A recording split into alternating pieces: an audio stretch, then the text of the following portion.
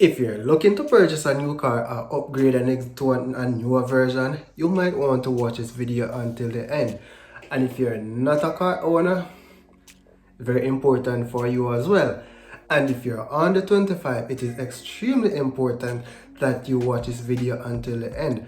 Rest assured, you'll learn something new if you're new to this channel, and you won't regret you watch until the end. Now, one of the first thing an individual want to do when they get their first job is that they want to purchase a car, because it's part of the definition of society's version of what success look like. Now, when the consumer is going to buy a car, the first thing they're going to look at is the initial markup price and say, oh, 1.5 mil, yes, I can afford that. But then the reality tend to hit home when the upkeep of that motor vehicle start to complete with other household expenses. As a potential new car owner, there are some expenses that you need to be familiar with.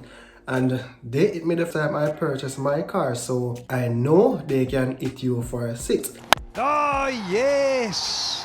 As simple as they might seem, right? And by the way, halfway in this video, you will understand why some people don't like to pick up people in their car, right? And it's not necessarily mean there, you'll just understand why from a financial standpoint. Now, let's say you're going to purchase a car for $1.5 million. And we're going to also assume that the value of the car is the same as the price of the car. So in most cases, you might purchase a car for $1 million, right? And it might say value of 1.2, but the car is insured based on the value of the car. So we're just going to, for simplicity, we're going to be keeping both of the same. So you don't have the 1.5 mil upfront cash. So you're going to approach a bank and then you're going to ask them for a loan.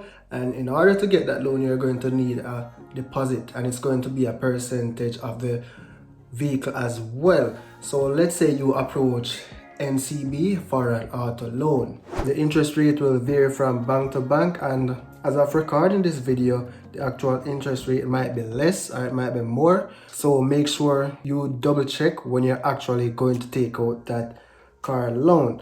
To get that auto loan, you're going to need a minimum of 15%, which is going to work out to $225,000. Now, your estimate car payment would be approximately $26,220, and most of the time this amount is negotiable. Now, if you look carefully, you'll also be paying a processing fee of $44,625 and a stamp duty of $2,500. So you get your car loan, you're excited now, everything nice. The next thing you're going to need to do is insure your car.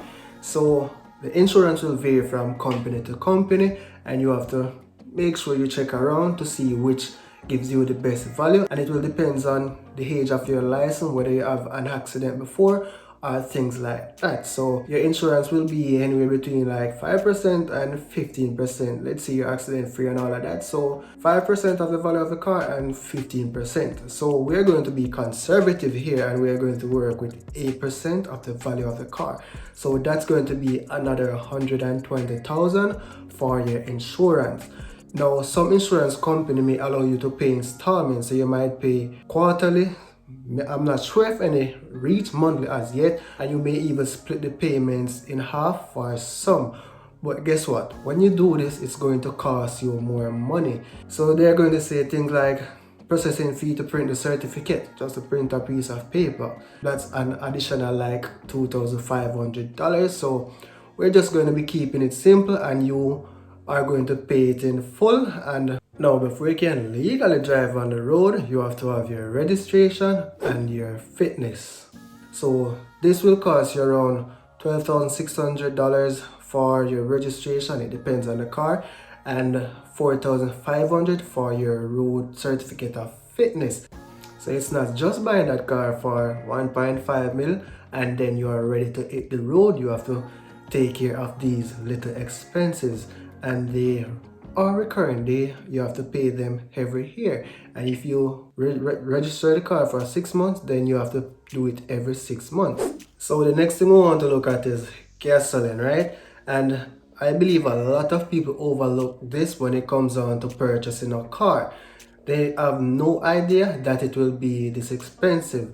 And especially now with gas prices like over $200 a liter, and who knows, it might go even 250, 300, right? Let's say the average person spends 7,000 on gas per week. That's $28,000. I'm just assuming you're just going to purchase a car from home to work, and depending on where you live, again, I'm not even factoring toll in this.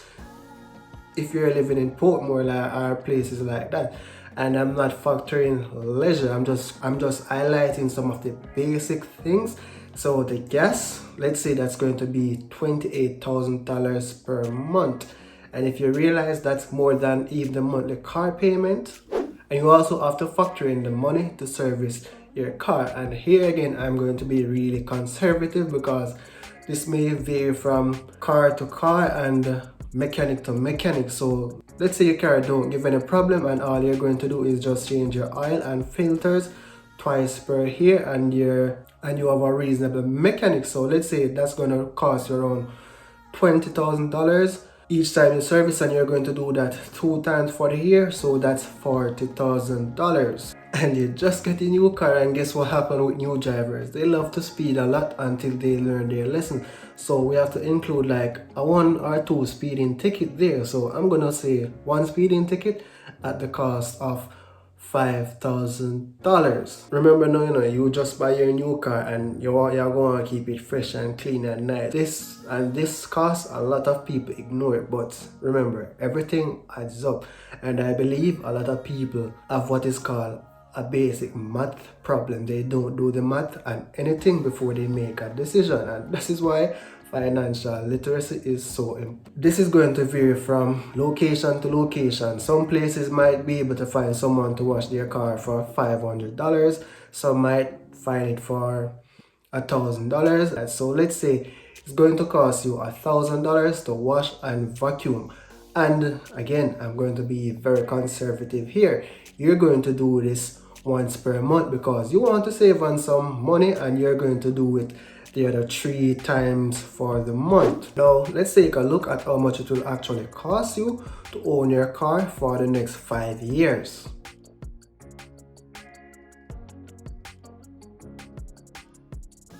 For the first year, you'd have spent $1,114,365. Now, so for the next 4 years, I'm going to take out the $225,000 for the down payment, but I'm going to keep the processing fee because over the 4 years, anything can happen. You have to change tires, you have to do additional servicing outside of the $40,000, which I calculated yearly. So I'm just going to keep that as a buffer for the additional unexpected expenses. So bear with me for that one, right? So for the next 4 years, it will cost you $3,557,460. And for the 5 years in total, it's $4,671,825. That's how much a car that cost $1.5 million would have cost you over the duration of 5 years. So at first glance, a person might say $1.5 million, I can afford it and I can afford the monthly payment. But affording the monthly payment and affording the car is 2 different things. So this is my take. If you're going to buy a car for, say, $1.5 million, you have to have $1.5 million saved or invested. So outside of that, you can't afford a car. I made it look simple, right? The calculation worked out to what? $4.8 million. But what I can assure you, majority of the persons who own and drive a car, at the end of 5 years time, they will not have $4.8 million saved or invested. Now, and this is where, if you're a new listener here, or you're a new subscriber and you have not yet checked out some of my videos, I want you to watch this portion of the video until the end. Don't skip it out because it is very important and it might change your outlook and a lot of things. Now, a lot of persons will say they don't know where they're going to get the money to invest, but if you give them a car tomorrow, you're able to pay all the expenses that come with a car, the monthly payment and the gas that you have to purchase on a weekly basis or whenever you purchase gas. So this is what you can start doing now. Instead of buying a car immediately, you're going to give it some time. And if you can hold out long enough, like say you can hold out 5 years without purchasing a car, because remember guys, a lot of people out there don't drive, and I know a car is convenient and it's very useful to have. So instead of rushing to buy a car, this is what you can do for the next 5 years, then you purchase that car. So you're going to assume that you have a car and you're going to start investing the gas and the monthly car payment. So I'm going to be ignoring all the other expenses because it might be hard to try invest them all at once. And remember, you're going to seek financial advice on this. So you're going to talk with your financial advisor that you want to invest in an asset that can give you at least 10% returns per annum. Nothing is guaranteed, but at least it have a good track record. Now for the next 5 years, you're going to religiously show up and invest $54,220 just like you are maintaining a car, right? And then rain or shine, you're going to do this. Now at the end of 5 years, this is the amount you're going to have, and guess what? It is going to even less than the total amount you would have spent on owning that car. So over the course of 5 years, guess how much you would have accumulated?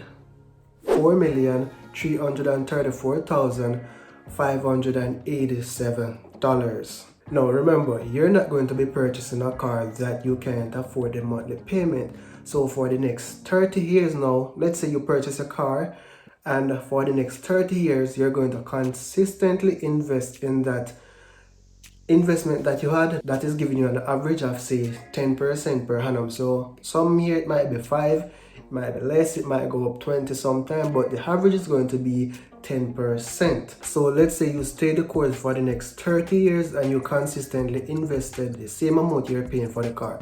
Let's say 26,220 at the end of 30 years. Guess how much you would have? You would have approximately $127 million in an investment account, while you would have contributed just around $13 million. And this is why, as simple as you see a car, it can be setting back a generation and keeping a lot of people broke, simply because they are not necessarily financial literate and they have the urge to say, I made it, I have a car by 30, I have this by 30. That is what is setting a lot of people back. And this is what a lot of people do also. Once they finish paying off a car, for some reason, they go ahead and finance another car, so they repeat the cycle all over again. And remember, when you sell that initial car, you can't get the value you paid for it. So you're going to have to resell that car less than the value because it will depreciate. And a lot of people still have it that a car is an investment. Anything that depreciates in value and taking money out of your pocket is a liability. So they repeat the cycle all over again. Yes, they look successful, but the reality is majority of them are dead broke. So while you might not be able to get an asset that is able to pay for the liability, what you can do is acquire some form of asset that is equivalent in the value of the asset that you're going to take on, that has the potential to generate the income over time as well as 10x the value of that liability. And that's how simple it is. Maybe it's too simple to grasp. So that's it for now, guys. Thank you for watching. See you in the next video.